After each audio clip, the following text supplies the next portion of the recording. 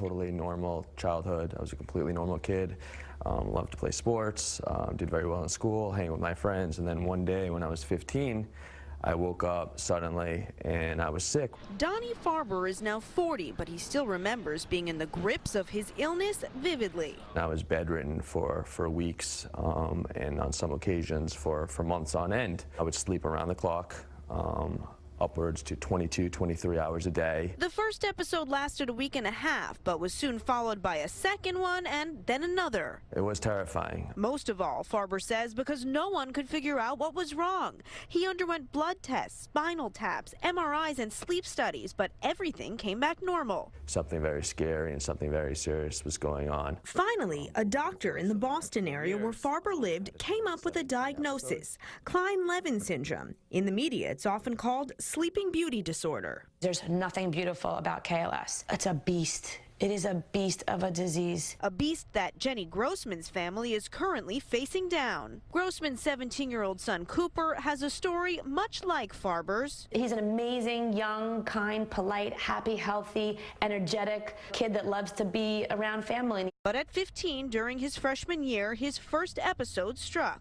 Lethargy turned into almost like a coma. His pupils were extremely dilated. His skin color became very, very pale. It was impossible for him to stay awake. According to the KLS Foundation, on which both Grossman and Farber are board members, it takes an average of 4 years for someone to get a diagnosis of Klein-Levin. Every person that we met with basically said there's nothing wrong, and one doctor told me to pray.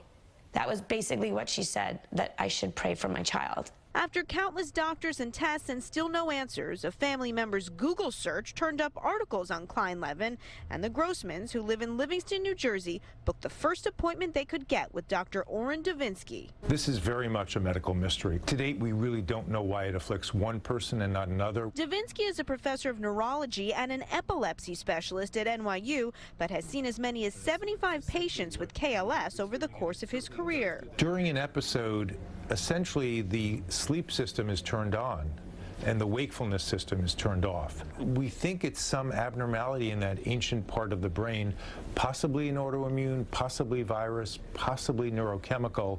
The exact cause and mechanisms are something we're still working on. Many patients have a flu-like virus or infection before the onset of KLS, though Davinsky says that's not necessarily a cause.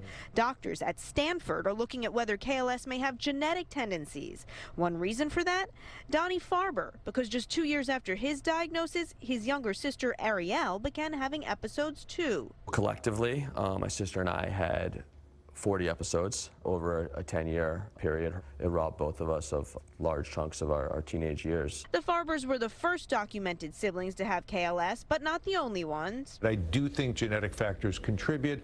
They're not the major ones that seem to be driving it. KLS affects just 1 or 2 in a million people. Because of its rarity, research and funding have lagged, though that's something Grossman and the KLS Foundation are fighting hard to change. Right now, there's no known cause or cure. However, there will be one. I know it exists, and I know it's out there. Cooper has now had 6 episodes over 3 years, missing about 70 days of high school at a time when he should be focused on academics and applying to college. Do you live in fear of when the next episode will strike? Yes.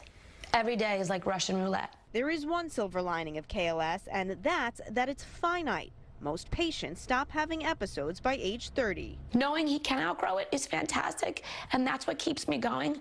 But when will that be? It's a magic question. It's a mystery. Stacey Delacat, Fox 5 News.